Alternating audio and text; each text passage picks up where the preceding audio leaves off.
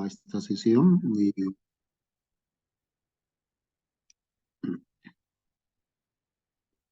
Buenas noches. Vamos entonces a compartir ahí.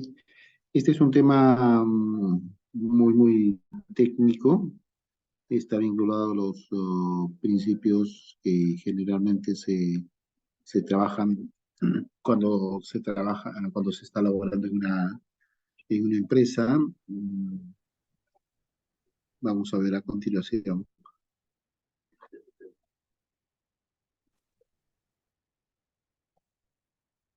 los principales aspectos relativos a estos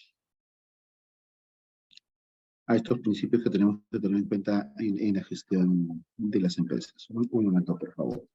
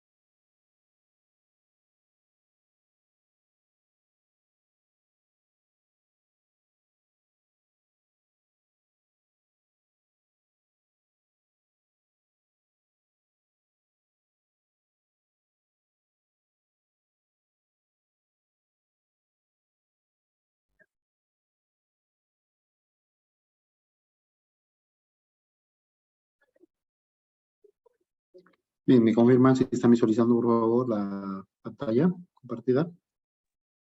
Sí se visualiza, doctor, perfectamente. Ok, perfecto. Entonces, lo que vamos a ver hoy día está vinculado al manejo contable de las empresas, y hay una serie de principios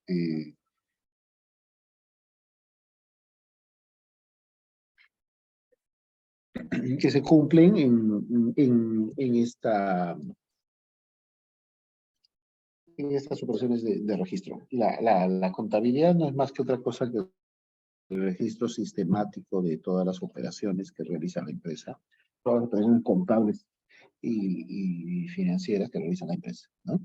Entonces, hay una serie de principios que se han implementado tanto para la contabilidad pública como para la contabilidad del sector privado.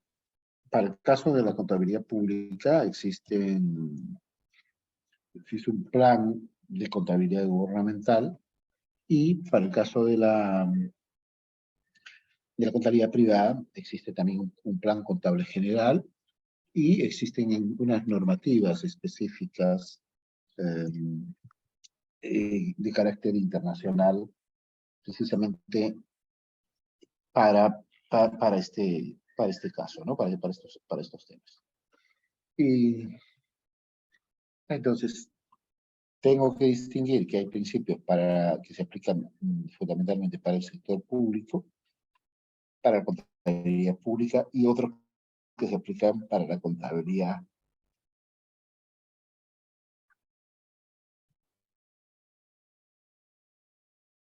del sector privado. Estos son dos elementos diferenciados. Entonces, ahora vamos a ver estos principios de contabilidad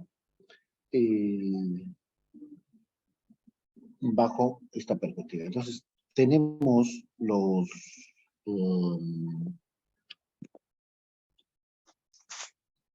estos principios de contabilidad. Entonces, son convenciones que se han aprobado bajo el consenso de contadores. Entonces, para presentar la información de una empresa, se utiliza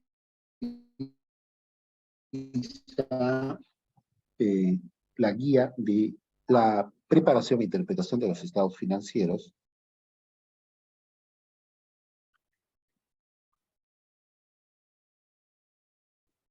y esta normatividad constituyen lineamientos para la aplicación de la contabilidad y de toda la información contable y financiera de las instituciones. ¿Qué ocurría antes? Antes de la implementación de esto, podías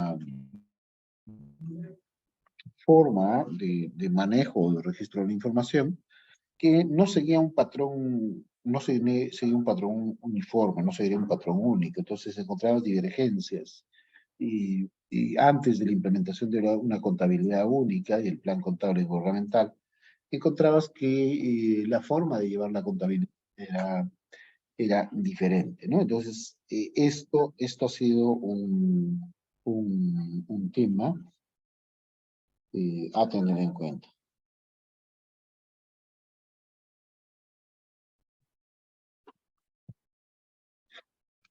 ¿Ya? Vamos ahora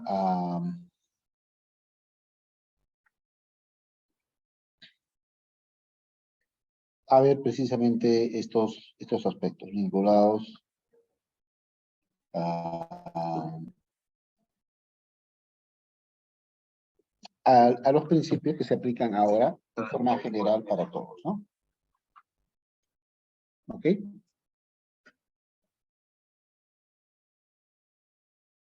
Un momento, por favor, vamos a pasar a la siguiente diapositiva.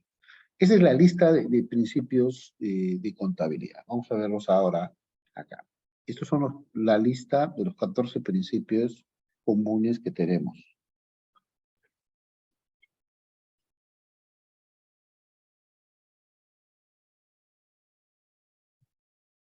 Tenemos la equidad, partida doble, ente, bien económico, moneda común denominador, empresa en marcha, evaluación al costo, periodo, devengado, objetividad, realización, prudencia, uniformidad y significación o importancia relativa. Estos son los principales principios de contabilidad. Vamos a ver ahora a continuación en qué consiste cada uno de estos principios y cómo se aplica.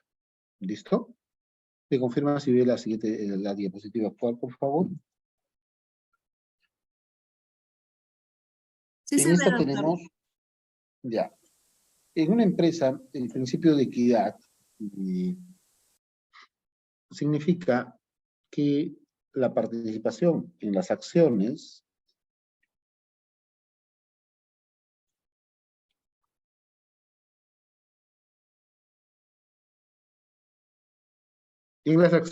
y en la distribución de utilidades está en función al aporte del capital.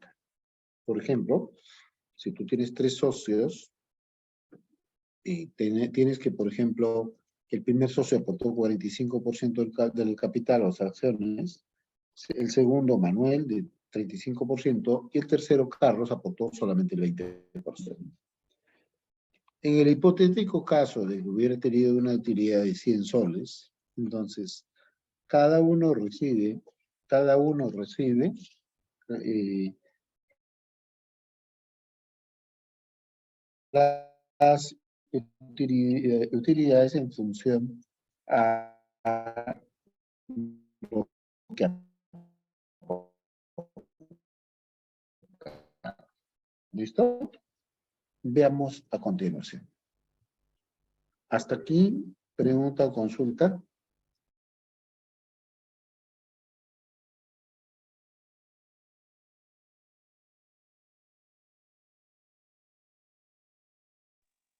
Todavía, doctor.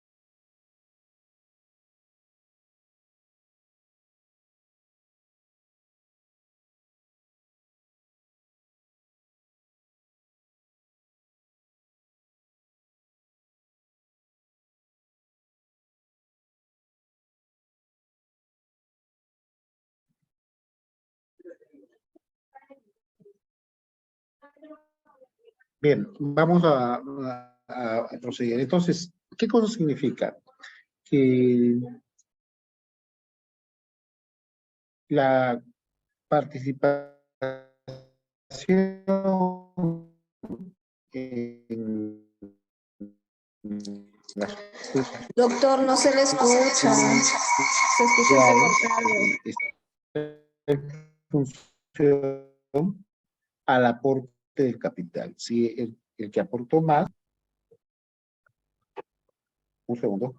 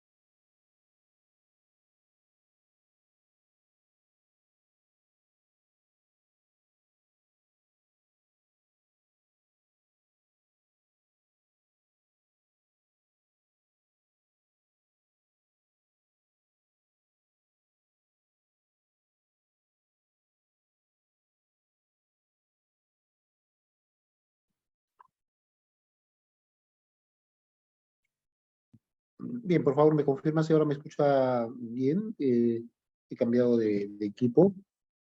Sí, doctor, se le escucha. Por favor. Ok, gracias.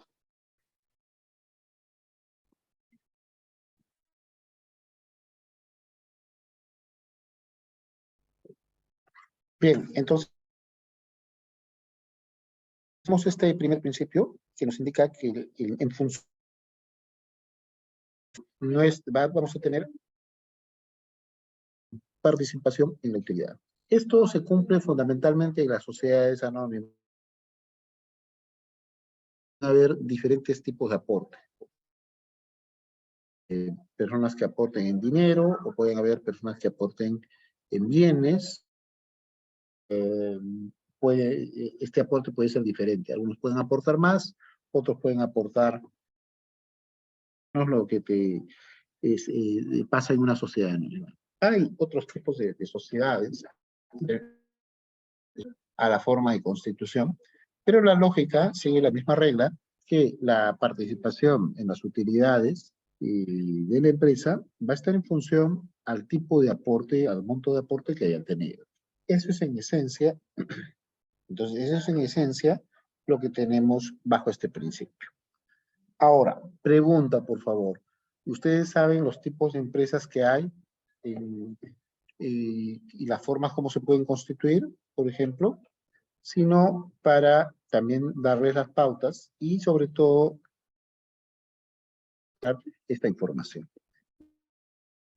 Si pudiera detallar, doctor, de manera rápida nada más.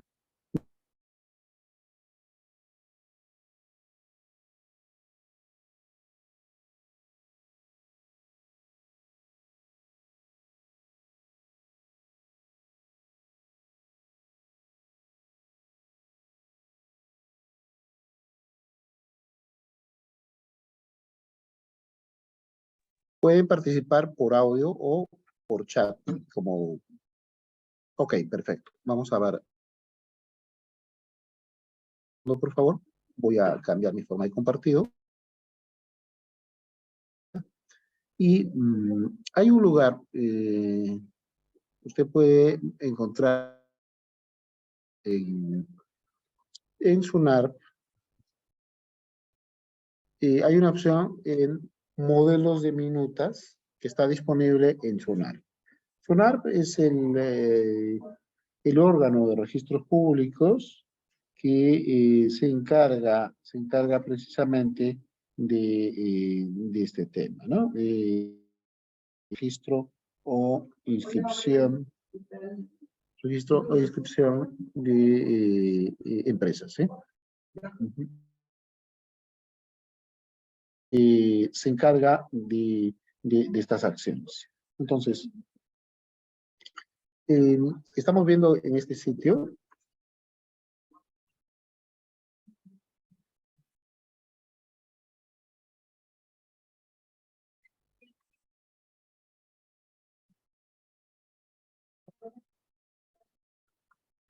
bien, entonces vamos a la opción de Sunar, digo,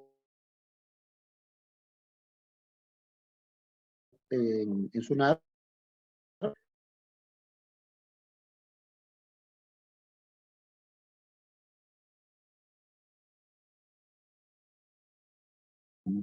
los diferentes tipos de formas de constitución de empresas. Acá tenemos esta lista, ¿ya? Esta link que les voy a pasar, este es un tema bastante interesante e importante, le estoy pasando la ruta, y acá se encuentran todos los tipos de empresas, ¿ok? Entonces, todas las empresas, puedo tener una empresa individual de responsabilidad limitada. ¿Y qué cosa es una empresa individual de responsabilidad limitada? Es aquella que se constituye por una sola persona. Esa sola persona constituye una empresa especial compuesta por por una persona, pero que crea una nueva persona, una persona jurídica distinta de la persona natural. Entonces, yo puedo constituir, yo no tengo socios, yo quiero ser solamente mi persona, y creo esta empresa bajo esta forma, la forma de empresa individual de responsabilidad limitada. ¿Cómo hago la constitución? Puedo constituir la empresa con bienes, y este es el aporte de bienes, o puedo constituir la empresa con aportes dinerarios. O sea, son dos elementos para constitución. El aporte de bienes, en este caso hago una declaración jurada de los bienes que estoy aportando, y eso lo registro en el documento, o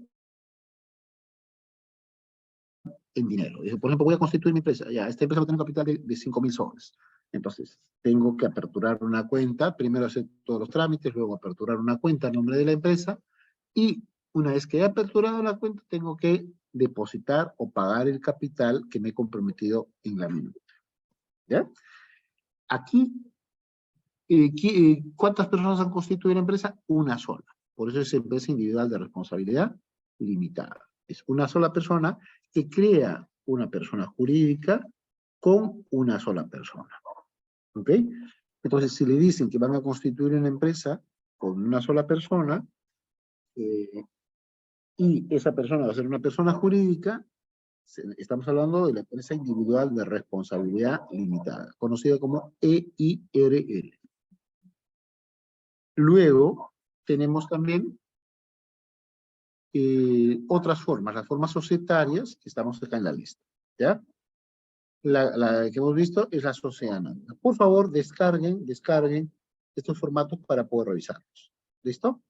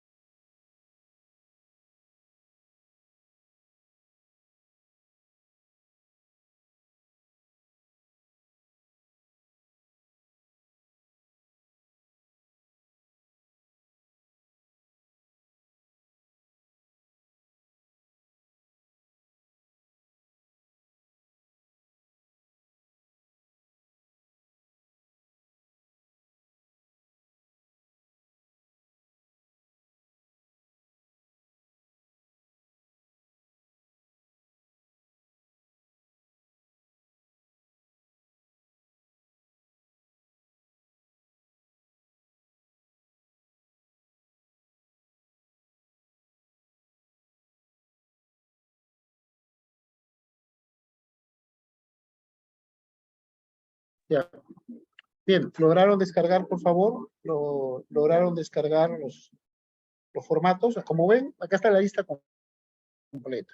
Todos. Sociedad anónima cerrada, y también sociedad comercial de responsabilidad limitada. Todas las formas están allí, ¿no?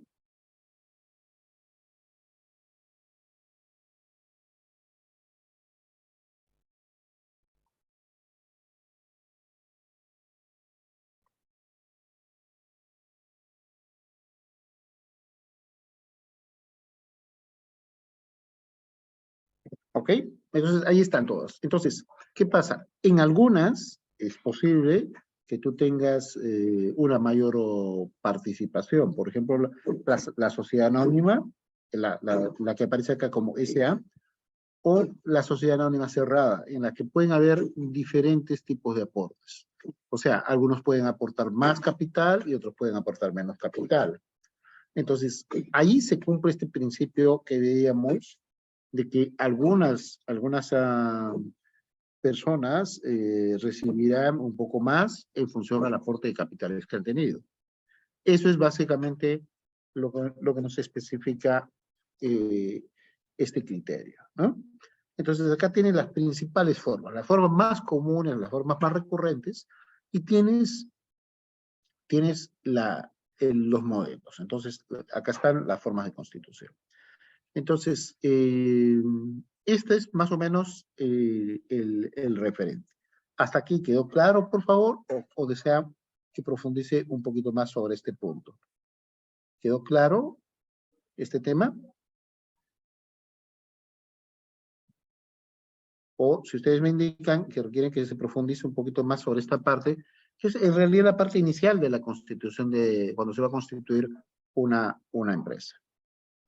Sí, se Me entendió, indica, doctor. por favor, por chat o audio. ¿Está claro este punto? Sí, Ya. Está claro también la idea de cuál es la diferencia entre aportar en bienes o capital, porque este es un punto importante. O sea, ¿qué ocurre? A veces uno aporta en bienes y hay una formalidad. ¿Qué cosa significa que aporte en bienes?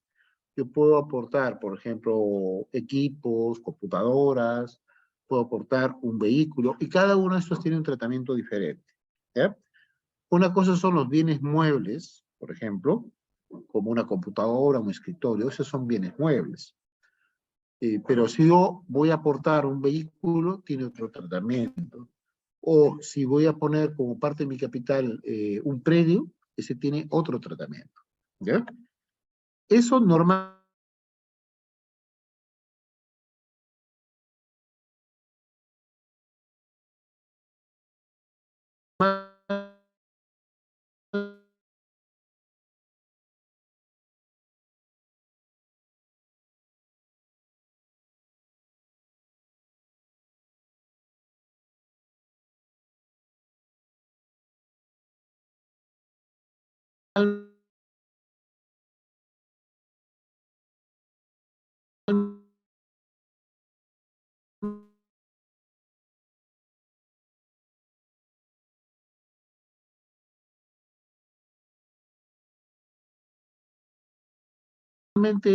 es el primer.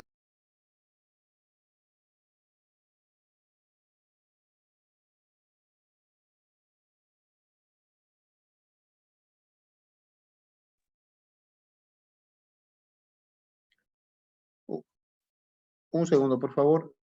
Cuando he hecho la descarga, eh, se ha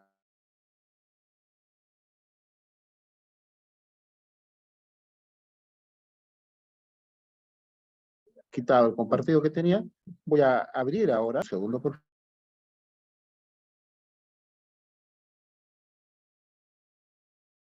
favor. Y le doy acá, compartir. Fíjate, minuta, acá se ponen los datos de las personas que están constituyendo la empresa.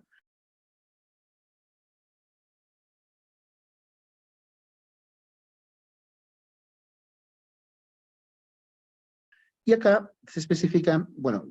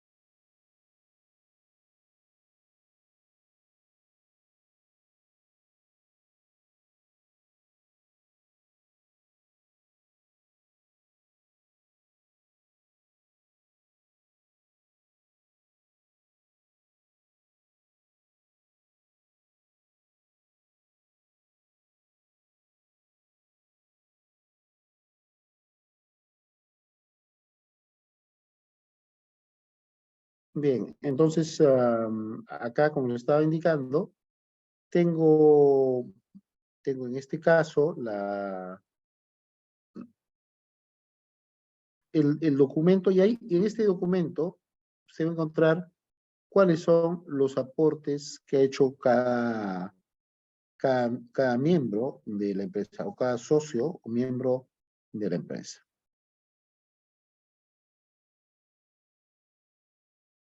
Aquí, por ejemplo. Y aquí, en esta parte, en la cláusula segunda, se van a poner el monto de capital y también cuánto de capital, cuántas acciones están suscritas y cuántas están pagadas, ¿no?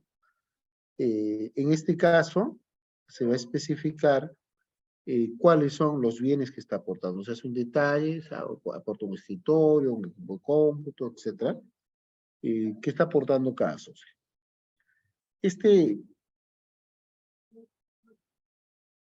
Más o menos va así. Este es un informe valorado de bienes que ahí indica el socio 1 está aportando tal cosa. Se pone el bien, la mercadería, por ejemplo, un escritorio de melamine de color marrón, con 2 cajoneras, y el bien valorado, se pone el monto del bien, se pone normalmente a lo que costaría en el valor de mercado. Por ejemplo, si el mueble está a 300 soles, acá le añado 300 soles. Y así.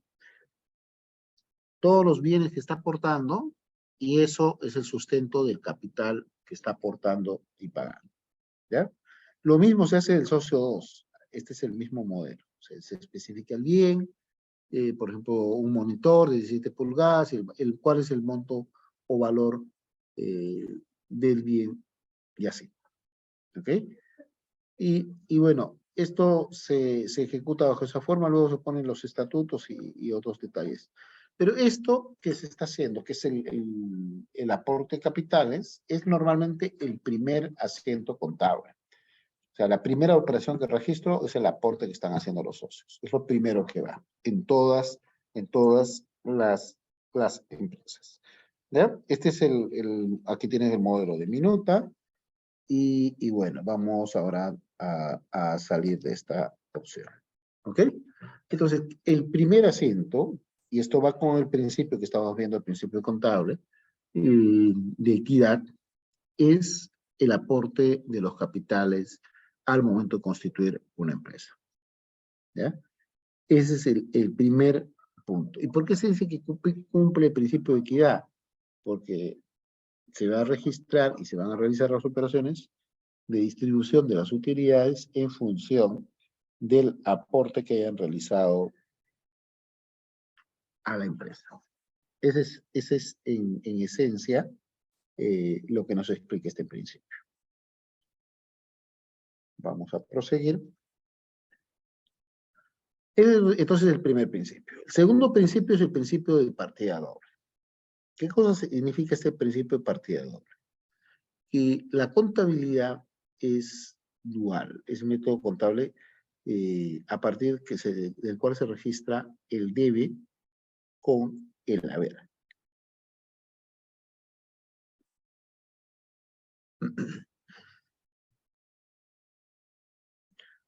Entonces, en las operaciones que hay, siempre se registran dos elementos. Las operaciones en el debe y las operaciones en el haber.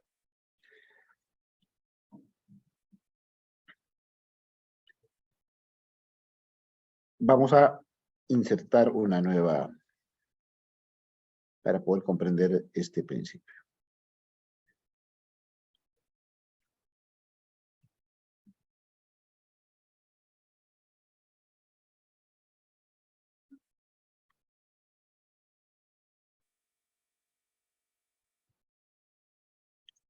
Este es el principio del debe y el haber. Vamos a demostrarlo acá.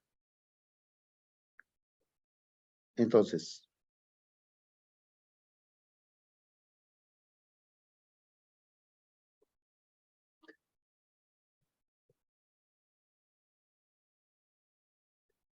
me confirma si está visualizando acá la tabla que he construido.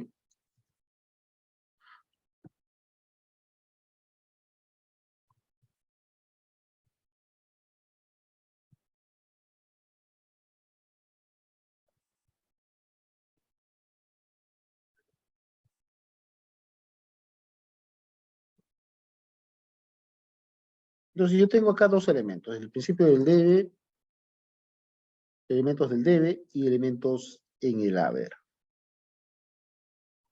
¿Ok? Tengo elementos en el debe.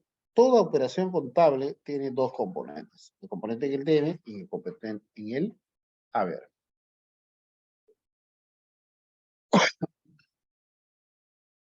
Por ejemplo, este principio nos especifica que en toda relación contable hay dos elementos, el elemento del debe y el haber.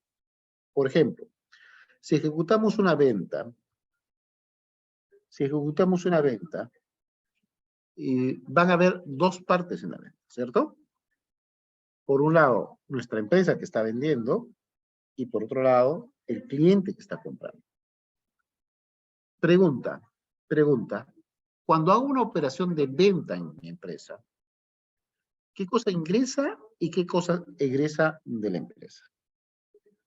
Pueden responder esta pregunta por audio o por chat. Cuando vendo un producto en la empresa, ¿qué cosa sale de la empresa y qué cosa ingresa a la empresa? Esa es la pregunta. Sale de la empresa bienes o servicios e ingresa efectivo. Serían pues, el que ingresa sería en el haber y lo que sale en el debe, ¿no?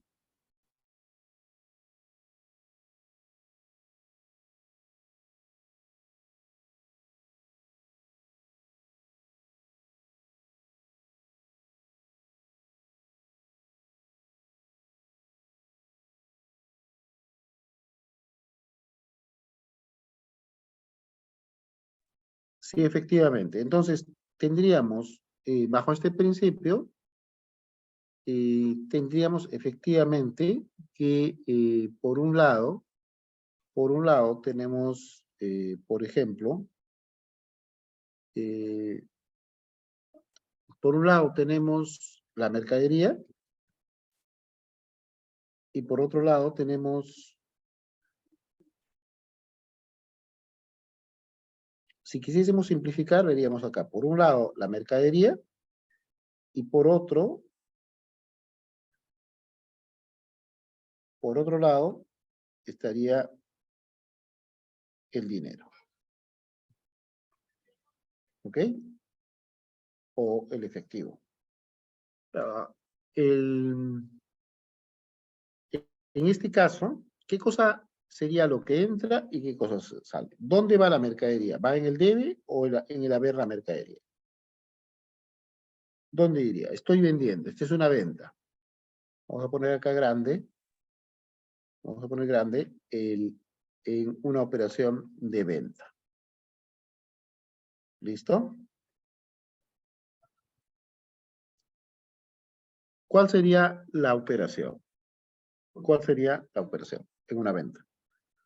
Estoy La vendiendo. mercadería sería debe y el dinero que ingresa sería haber, ¿no? Efectivamente, la mercadería sale, ¿cierto? Y el dinero que ingresa entra al haber. Claro, más o menos así sería, ¿cierto? Esa sería la idea. O sea, está ingresando dinero o efectivo.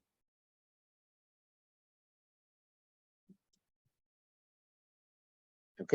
Y está saliendo la mercadería. ¿Ok? Eso sería en esencia, pero si vamos a desglosar, a profundizar, cuando nosotros vendemos un producto, tenemos una venta y tenemos, en esa venta tenemos el valor del producto y tenemos luego el IGB. ¿Ok? Esto tiene que estar claro porque cuando hacemos una operación de venta, nosotros vendemos y van a haber productos que están grabados con el IGB.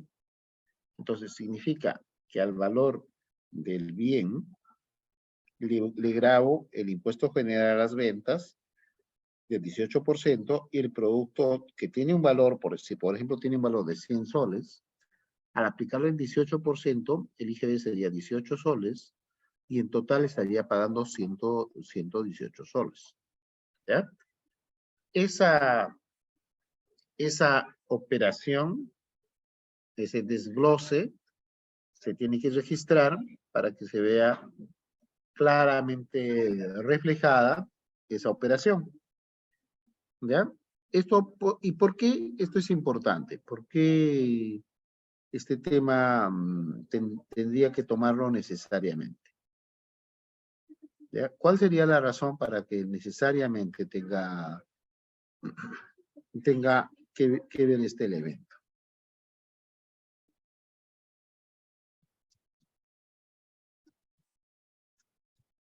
¿Qué pasaría si no hago esta previsión en el caso de las ventas?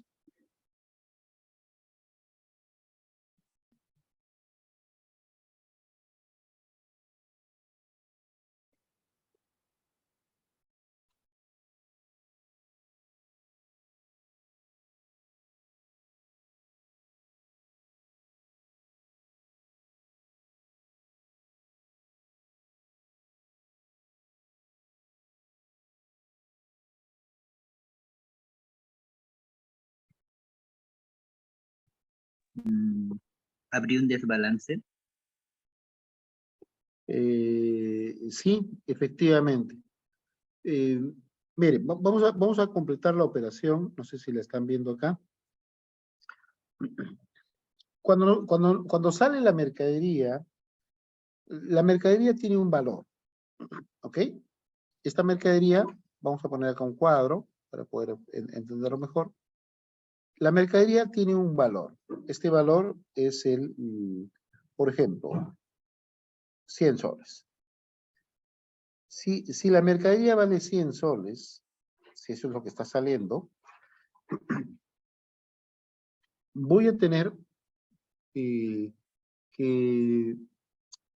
de esta mercadería voy a tener que aplicarle el impuesto. ¿Ya? A ver acá.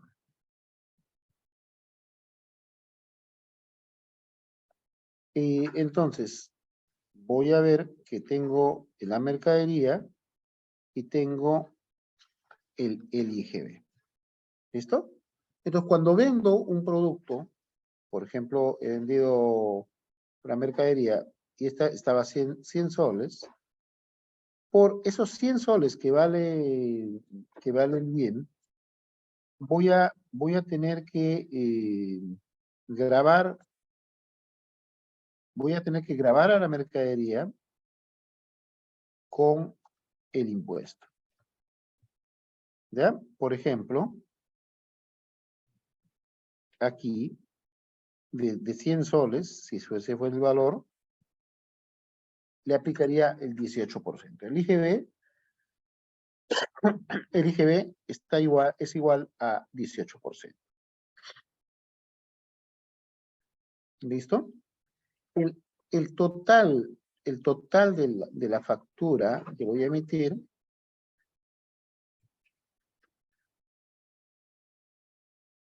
¿aló? El total sería igual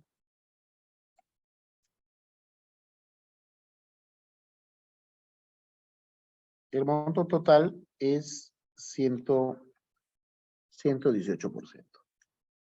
¿Ok? Es el monto global que he percibido. De este monto, cuando hago la venta, recibo 118 soles.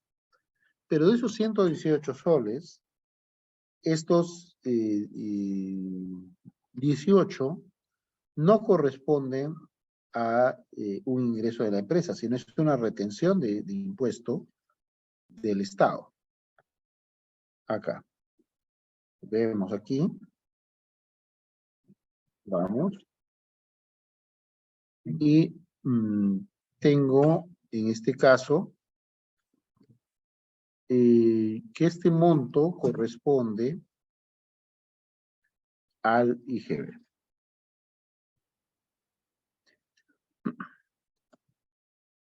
¿Ok? Entonces, cuando digo sale la mercadería, tengo que considerar que en esta venta que estoy efectuando, hay un componente que corresponde al valor de la mercadería y hay otro que corresponde al valor del impuesto a la renta. ¿Ok? Entonces, si por un lado, si bien estoy haciendo referencia a la salida de mercadería, y cuando sale la mercadería, pero voy a tener un ingreso de efectivo, y ese dinero en efectivo que está ingresando tiene un desglose, un porcentaje que corresponde a la mercadería y otro porcentaje que corresponde al IGB, al Impuesto General a las Ventas. ¿Cuál es el problema cuando no se toma esta previsión? Hay un desbalance, entonces no aplico el impuesto general a las ventas, y ahí, o pienso que todos los 118 soles corresponden a la venta del bien, pero me olvido de que tengo que pagar un monto en específico. ¿Ya? Eso es más o menos el desbalance. Entonces, ¿qué pasa? Si yo pienso que todo el dinero en realidad es por la venta del bien y gasto ese dinero, voy a tener un problema para poder sufragar los tributos al Estado, ¿no? Por eso en esto siempre se hace hincapié. Entonces, aquí tengo el concepto de partida doble en el caso de una compra.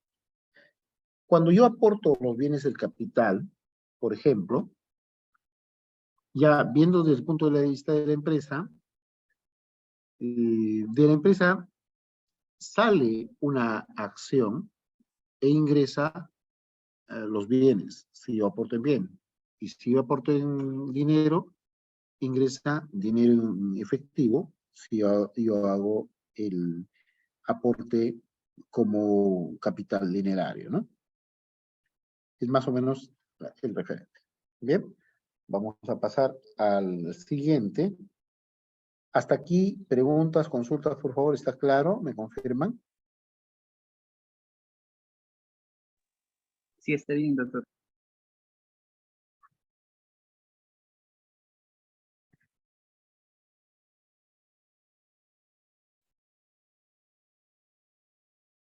Bien, este es el primer punto, entonces, el principio de equidad. Vamos a ver el siguiente. Tenemos el principio de contabilidad, conocido como el principio de ente. Según este principio, los estados financieros se refieren siempre a un ente, donde el elemento subjetivo o propietario es considerado como un tercero. El concepto de ente es distinto de la persona, ya que una misma persona puede producir estados financieros de varios entes en su propiedad. Por ejemplo, John es el dueño de una disquera. John quiere comprar una casa en la playa. Para eso gasta el sueldo que a él le corresponde en la empresa. En otras palabras, la empresa no asume sus gastos personales porque John es considerado como un tercero. O sea, cuando yo constituyo una persona jurídica, esta persona jurídica es un ente diferente de la persona natural. Normalmente yo puedo constituir una empresa como persona natural, o sea, como Juan Pérez, o puedo constituir una empresa y darle una personalidad jurídica propia y la constituyo como, por ejemplo, una sociedad anónima o alguna otra forma que yo crea conveniente y pertinente. ¿Ya? Esa persona que estoy creando, cuando es una persona jurídica, es una persona totalmente distinta a la persona natural. Yo puedo también constituir una empresa como persona natural, ¿no? Y voy a regirme por los principios de contabilidad. Pero lo normal, lo más frecuente, es que se constituye una empresa como persona jurídica. ¿Ya? Se hace un trámite ante registros públicos. Ojo, muy importante. Si ustedes quieren constituir una empresa y esta empresa tiene un capital menor a una UIT, pueden constituirla en forma gratuita en los módulos de MAC, de atención al ciudadano. Módulo de atención al ciudadano. ¿Ya? Y si el monto es menor a el monto de capital es menor a una UIT, se pueden acoger a los mecanismos de promoción de la microempresa que le permite exonerarse de pago para la constitución. ¿Ok? Eso es muy, muy importante y es un mecanismo bastante interesante para poder constituir empresas fácilmente, ¿no?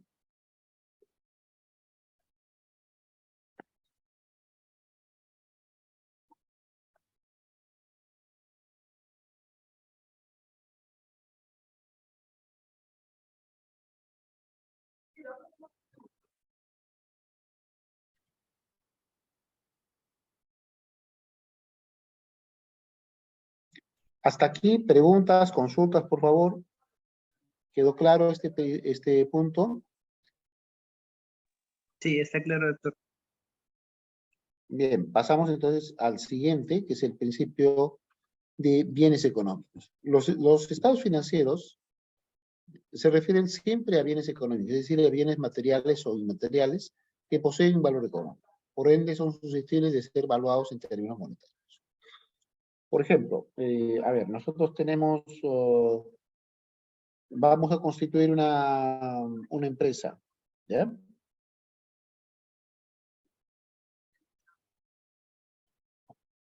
Vamos a constituir una empresa y esta empresa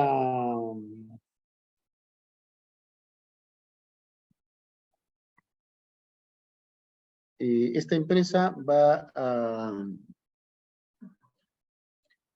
a tener bienes materiales. Estos bienes materiales, por ejemplo, el escritorio, la silla, la sofá, la fotocopiadora, los papeles, todos esos son bienes materiales, ¿no? Y esos bienes se clasifican entre bienes de carácter fungible, maquinaria y equipo, etc. Hay una serie de clasificaciones sobre estos bienes. Esos son los bienes materiales, son los bienes palpables físicamente que existen, pero también existen bienes inmateriales. Esos bienes inmateriales normalmente están vinculados a las marcas y los signos distintivos. Todo lo que son signos distintivos y marcas, patentes, son susceptibles de tener valoración económica. En el caso, por ejemplo, se pone la marca Adidas. Es un término reconocido y preferido por el público. Y está en función a su reconocimiento y aceptación por el público, tiene la capacidad de ser evaluada en términos monetarios. Ya que al tener una marca determinada, voy a tener mayor posibilidad de venta. Es lo que pasa con algunos negocios de franquicia, que se dan cuenta que la marca, los signos distintivos y los procedimientos son un factor inmaterial, pero que generan riqueza. ¿Ok? Pregunta sobre este tema de marcas, patentes, ¿tienen alguna interrogante? ¿Desearían profundizar un poquito para darles algunas pautas o algunos enlaces? ¿O está claro este punto?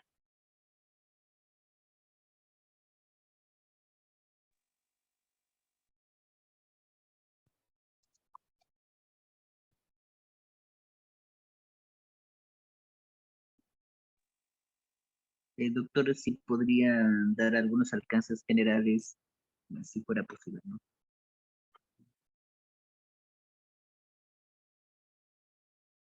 Ok, perfecto. Fíjate, voy a compartir esta pantalla. Vamos acá.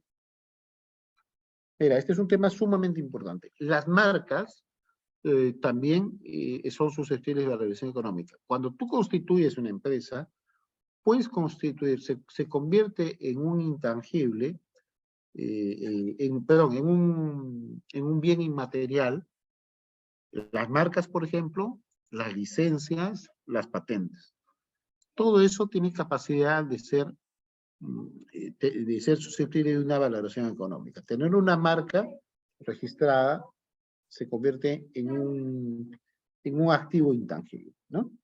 Por ejemplo, aquí, en este sitio, tú tienes la información para ejecutar la búsqueda. Acá tienes, te voy a poner la ruta.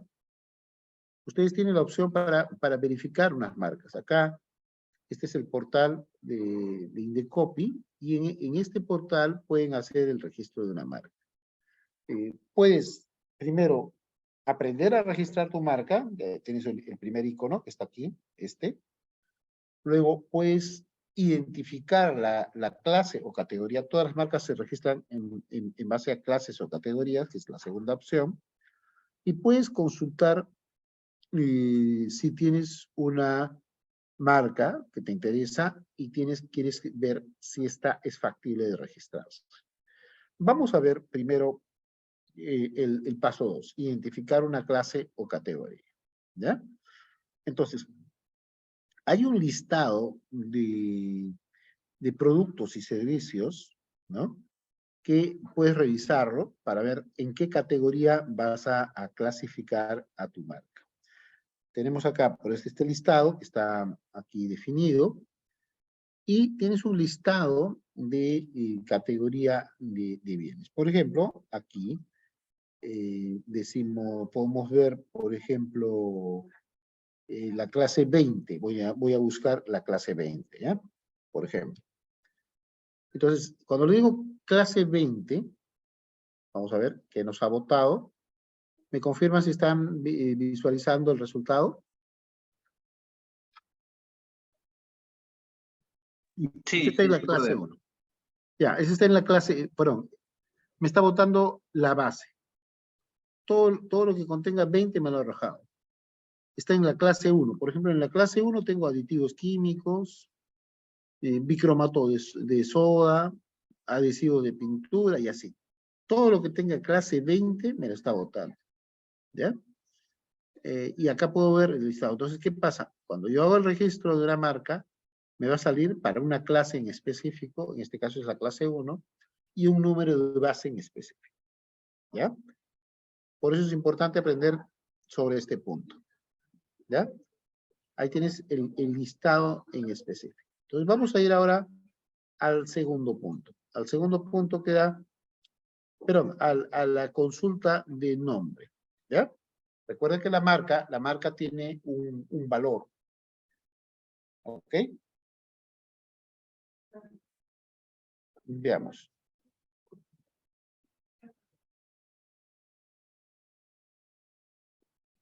Voy a hacer una búsqueda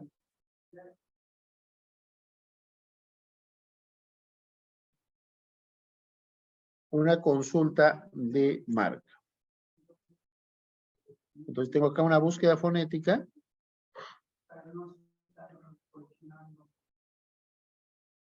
Tengo, por ejemplo, voy a poner mi documento de identidad.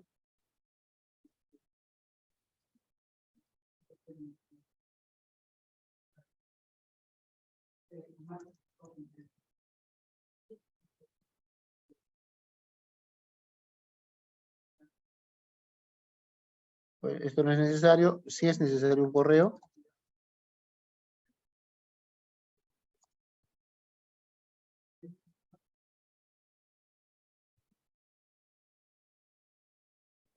Y pido hacer una búsqueda fonética. Y acá me va a pedir la expresión. Por ejemplo, voy a buscar la expresión ¿y tú? Para, por ejemplo, una empresa que es Instituto del Talento Humano. Y le doy enviar. perdón, acá le voy, la denominación es YouTube. Me faltó ponerla acá y le digo enviar.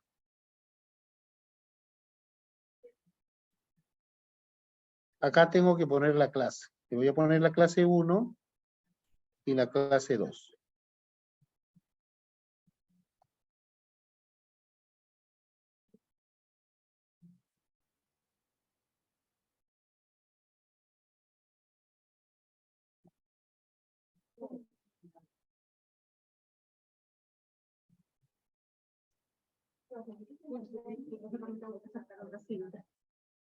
¿Listo? Acá esta es la opción que tengo entonces para ejecutar las búsquedas específicas.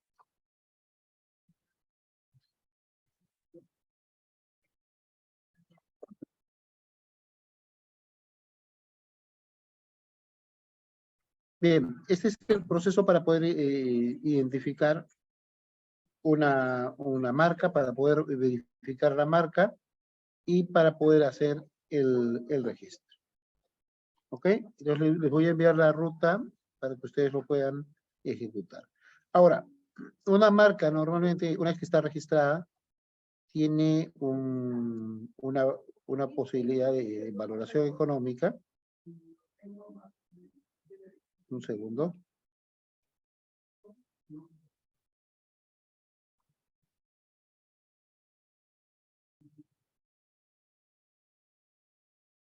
Listo. Le estoy enviando al chat le estoy haciendo el envío para que lo puedan revisar, por favor. Lo revisan y me confirman, por favor.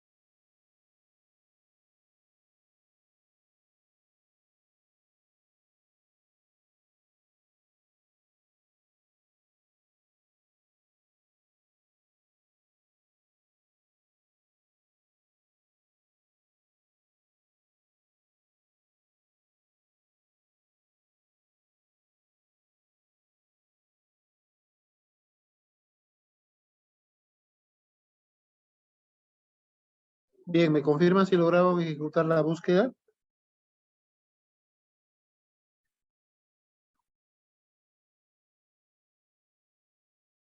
Para que puedan hacer una búsqueda en específico,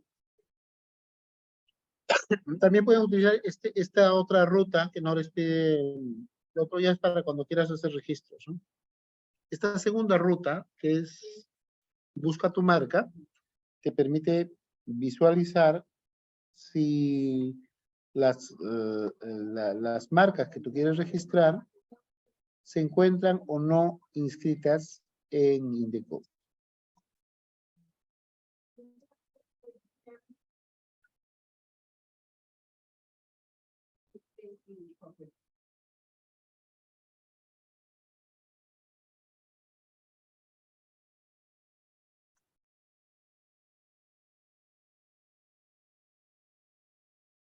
Voy a mostrarles cómo el acceso. ¿Me confirma, por favor? Un segundo, estoy mostrando la pantalla ahora.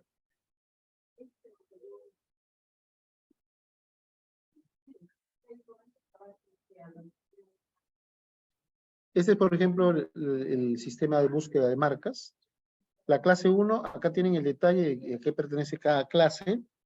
Este es productos químicos, por ejemplo, es la clase 1.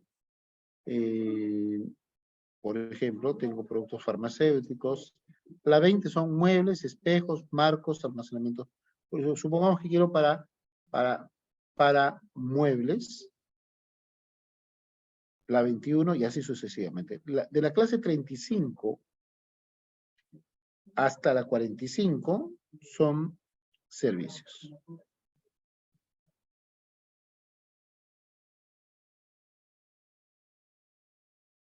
Por ejemplo, el 41, que es lo que me interesa, es una clase que está vinculada a los servicios. Clase de servicios. Le doy a aceptar. Ya tengo que estoy en la 41 y le quiero buscar si existen alguna marca con esta denominación en ITU en Indecopy.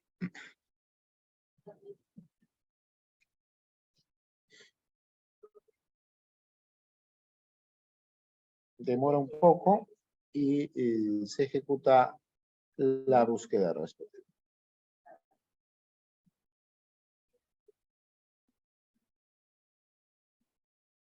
Y vamos a tener la información al concluir, nos va a botar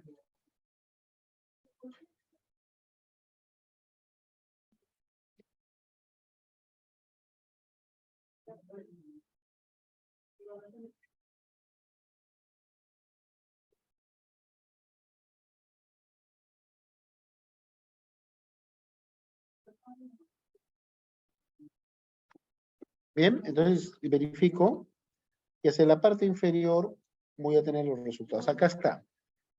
Todas aquellas con una de marcas parecidas que tienen estas siglas.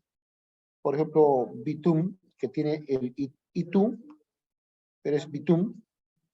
We2 Squatching for Life, por ejemplo. Otra marca que es parecida es ID, fonéticamente suena parecido. WeDo, por ejemplo.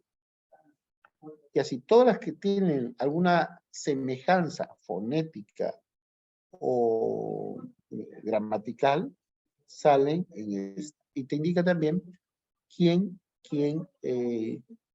ha registrado esta marca.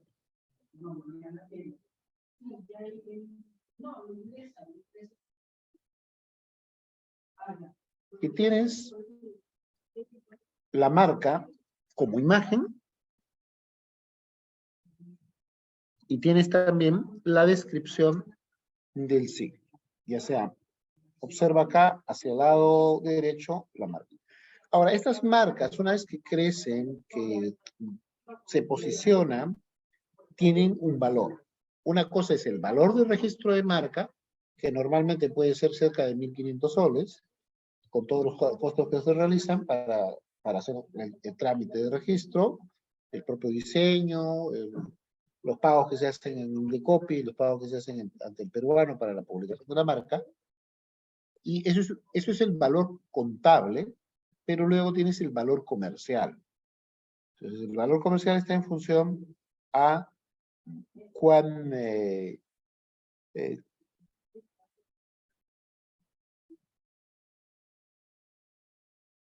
reconocida sea la marca, ¿no? Por ejemplo, esta marca Aduni, que es acá, lo ha registrado el Instituto de Ciencias y Humanidades, Aduni.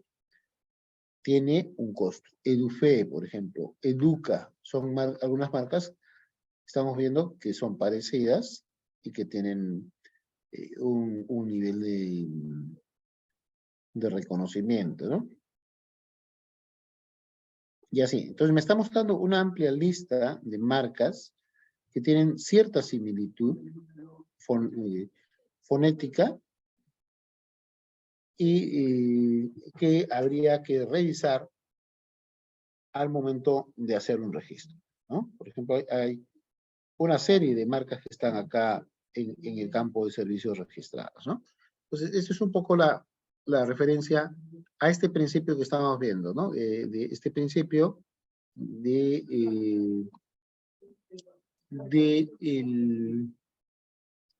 tener bienes considerados como inmateriales o intangibles. Las marcas, los signos distintivos, las licencias y las patentes son parte de este concepto de bien inmaterial. ¿Listo? Luego, vamos al siguiente, es el principio de la empresa en marcha. Una empresa, por ejemplo, como el caso que se está poniendo, una empresa constructora ha firmado un contrato de colaboración empresarial, un joint venture, por 2 años con una empresa de maquinaria de pizarra. Si otra empresa constructora tiene un trabajo de construcción de 6 meses y quiere aliarse con la primera, por las maquinarias que posee, puede hacerlo, ya que puede observarse plenamente la vigencia de 2 años del contrato que tiene con la primera. Este es un concepto de empresa en marcha. Es decir, yo puedo negociar con una empresa que esté actualmente funcionando, que esté ejecutando sus actividades. Y yo no podría hacer convenios o hacer acuerdos con una empresa que recién se vaya a formar. Esa es una empresa que está en idea, no tiene personería, no tiene formación fáctica o real, ¿no? Entonces, el tema de la empresa en marcha significa que yo puedo realizar operaciones, puedo vincularme, puedo hacer contratos con empresas que estén efectivamente funcionando, que estén, como el nombre indica, que estén en marcha, ¿no? Y ese es el requisito fundamental a tener en cuenta. Luego tengo el séptimo principio, que es evaluación del costo. El valor de costo de adquisición o producción constituye el criterio principal y básico de evaluación. ¿Qué cosa considera este principio? O sea, que el primer elemento que tengo que tener en cuenta para mi tema de costos es cuál es el valor del bien o el servicio que estoy adquiriendo o que estoy incorporando, ¿no?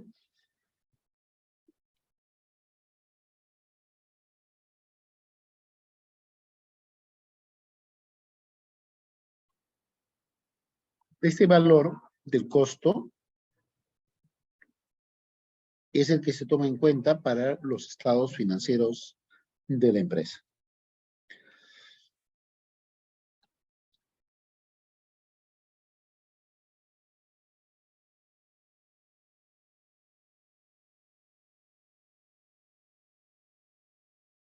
Otro principio de contabilidad es el principio del costo histórico. El principal criterio de evaluación para los activos se realiza en función al costo histórico o costo de adquisición. Normalmente, si yo tengo una mercadería y la voy a aportar como parte del capital de la empresa, yo puedo aportar como parte del capital bienes. Y el criterio de a qué valor le estoy entregando el bien está guiado, en primer lugar, por el valor de compra de bienes. Es decir, cuánto me costó ese bien comprarlo y para poder incorporarlo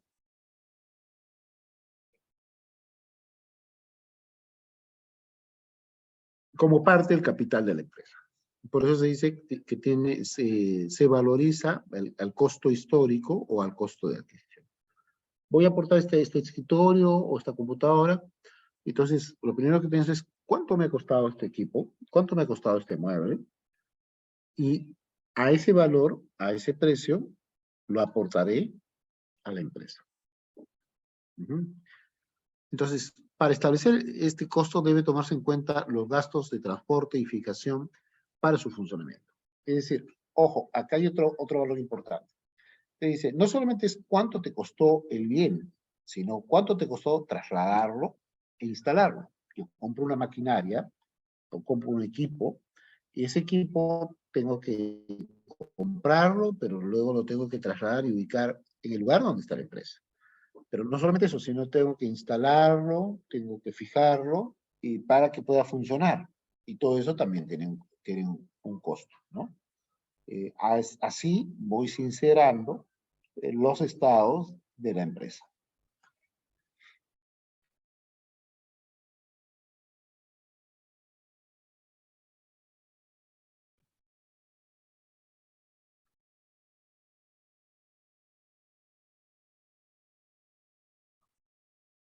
¿Listo? El siguiente principio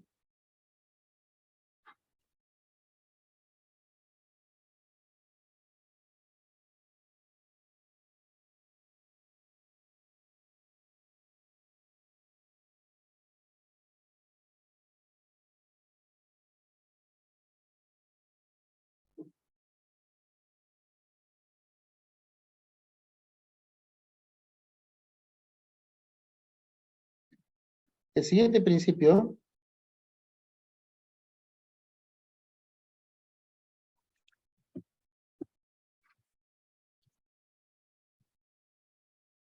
está vinculado al, por ejemplo, vamos a ver el siguiente punto, es el de evaluación.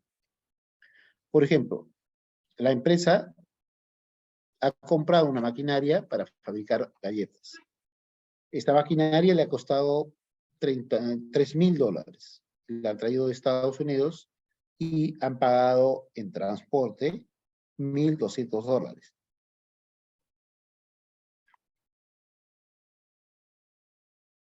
Para fijar esa maquinaria, para instalarla y fijarla en el punto de trabajo, han gastado $300, ¿no?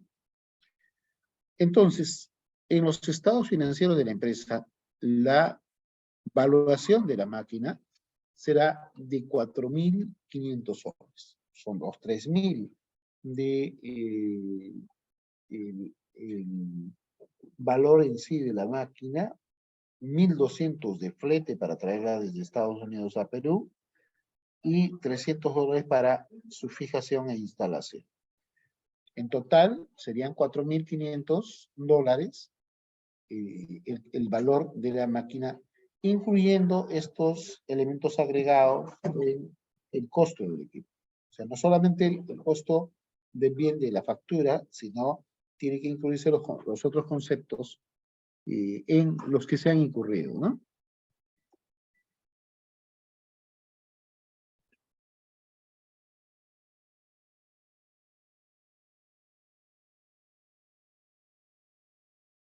El siguiente principio es el principio de periodo.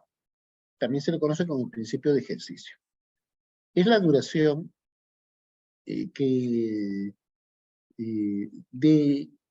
evaluación de los resultados. Entonces, para efectos del manejo contable y tributario, el periodo se divide por años de ejecución, ¿no? En este caso, comienza todas las actividades el 1 de enero y concluye el 31 de diciembre de cada año. Ese es el periodo también conocido como ejercicio, periodo o ejercicio. La medición del plan contable se realiza cada 12 meses. Es decir, esta revisión de todos los aspectos contables de la empresa se hace cada 12 meses. Se hace un cierre el 31 de diciembre y se hace el arqueo de la parte contable.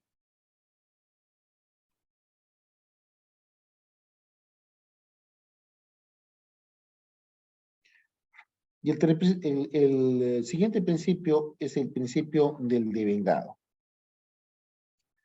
¿Qué cosa significa? Que las variaciones patrimoniales que se deben considerar para el resultado económico son las que corresponden a un ejercicio sin entregar o distinguir si se ha cobrado o pagado durante dicho periodo. O sea, es en función del periodo en el que se realiza el compromiso.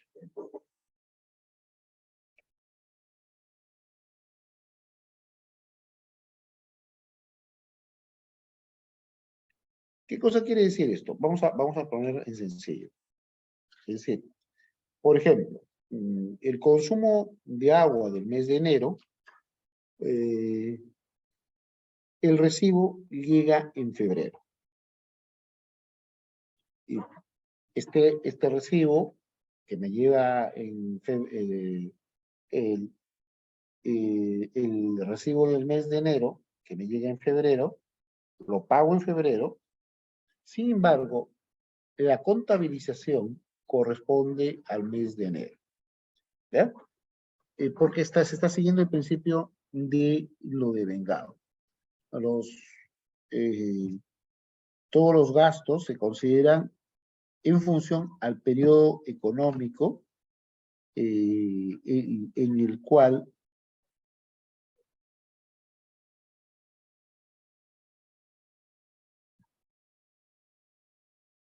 le corresponde, ¿no?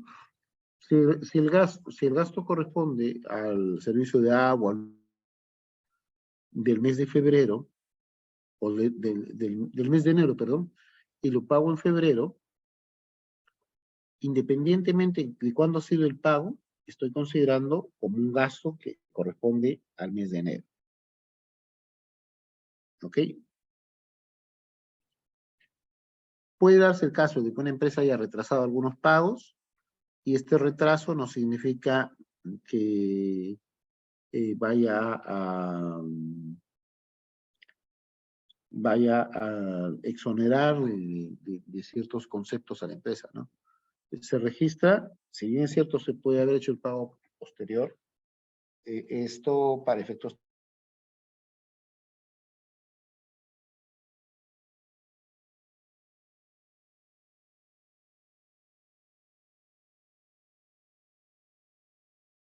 le corresponde al periodo, por ejemplo, cuando ustedes están realizando trabajos en instituciones, le van a pagar un monto,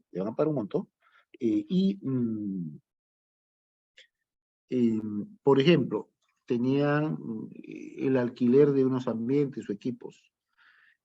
Hubo una externalidad, se demoró el pago que tenían que realizarle. Era, por ejemplo, para entenderlo más claro, el pago correspondía al mes de noviembre del año 2022, por ejemplo.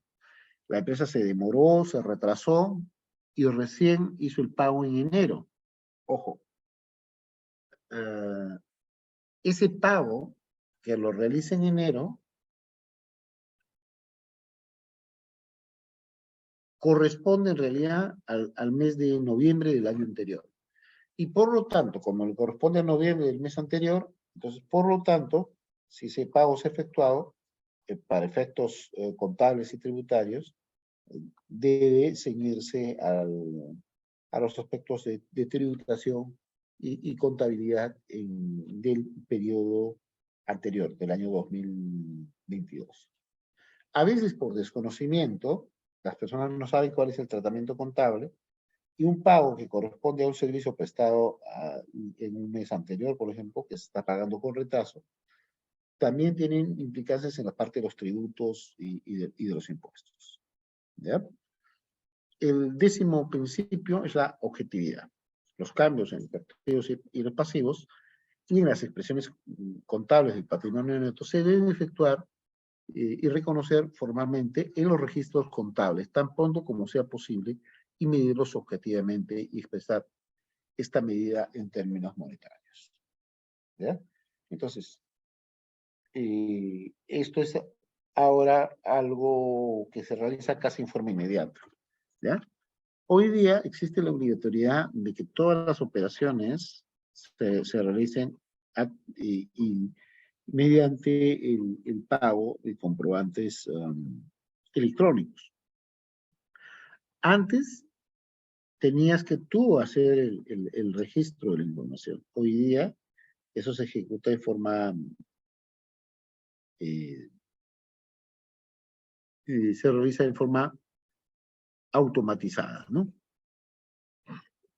¿Por qué? Si yo emito una factura o una boleta de venta, y lo hago, se hace electrónicamente y queda registrado en el sistema. Si yo ejecuto una compra de algún bien y se emite una factura y esta factura es emitida en forma electrónica, entonces esta operación actualmente se realiza en forma automática. El sistema que ha implementado la emisión electrónica de la SUNAT se integra automáticamente. ¿Ya? Y bueno, tenemos el principio también de contabilidad. Se compran, por ejemplo, si el día 29 de agosto del 2014 se compran acciones, sin embargo, al finalizar el mes de octubre, las acciones solo valen 8.000, pero se espera que al terminar el año cuesten 12.000, por lo tanto debe tener un registro objetivo y se debe hacer algunos ajustes a la contabilidad y registrarlo a tiempo, ¿no? Cualquier cambio que pueda haber a estas variaciones del valor de los bienes en función al tiempo es algo a tener en cuenta, ¿no? Hay que realizar, por eso, el registro objetivo y hacer algunos ajustes de la contabilidad y registrarlos a tiempo. Ese es el principio que hemos visto. Vamos a ver ahora, un segundo.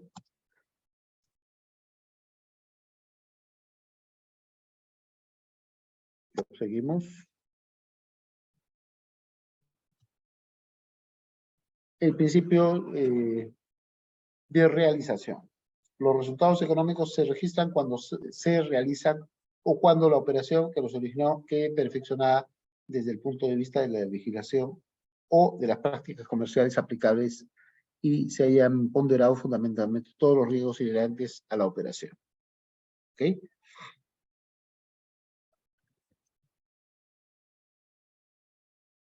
Aquí tenemos dos conceptos, el concepto de devengado y el concepto de realizado. Recuerden, el devengado es cuando surge la obligación. Por ejemplo, yo había pactado una reparación de ambientes en noviembre y ya se ejecuta, se haya el compromiso de la ejecución. Eso es el concepto de devengado. Pero por algunos motivos X, esto se retrasó y recién se inició en febrero del 2024, por decirlo. Recién se ejecuta en ese periodo.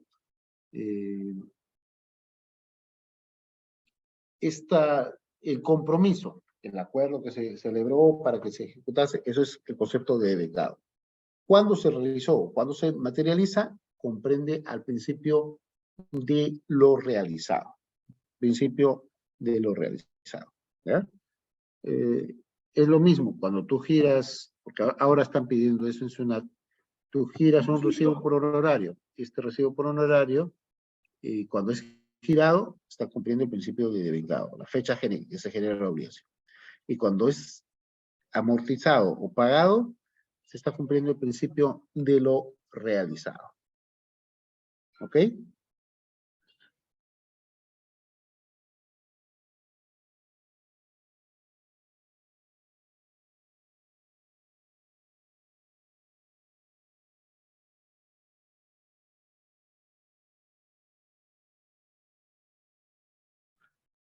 Bien.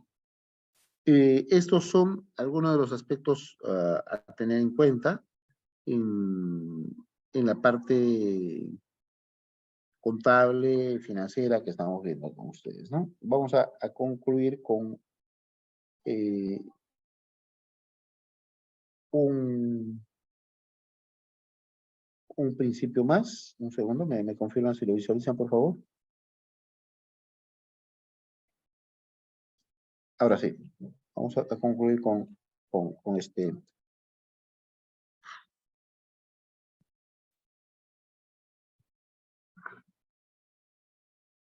Hay otro principio que es el de significación o importancia relativa.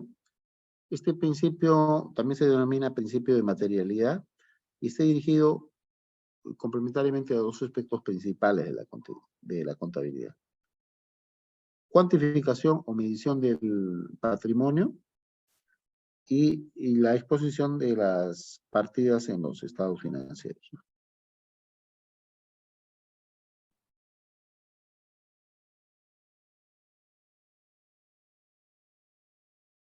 Y la significación o importancia relativa es un principio que establece que las transacciones de poco valor significativo no se deben tomar en cuenta porque no alteran los resultados finales de los estados financieros.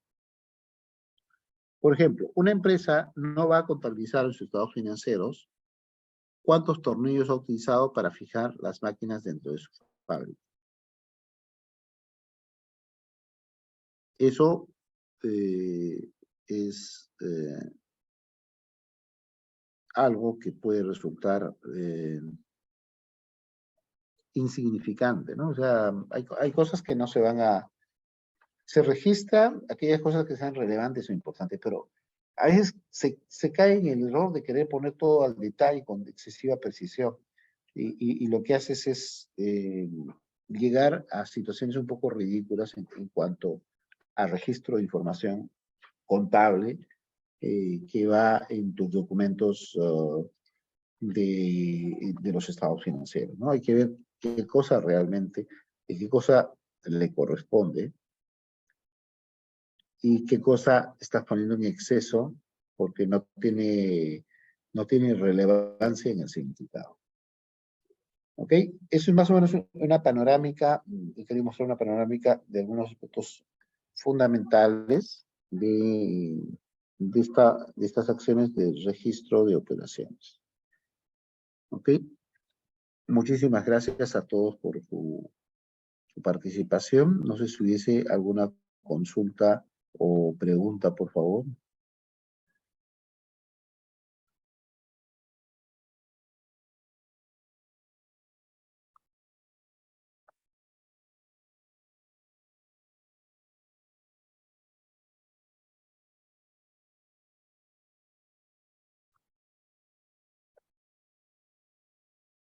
Bien, muchísimas gracias a todos por su asistencia, su participación. Vamos a enviarles el material y espero que esta sesión haya sido de vuestra utilidad. Muchas gracias. Muchas gracias a ESIEP. Estamos entonces en conexión en la próxima sesión.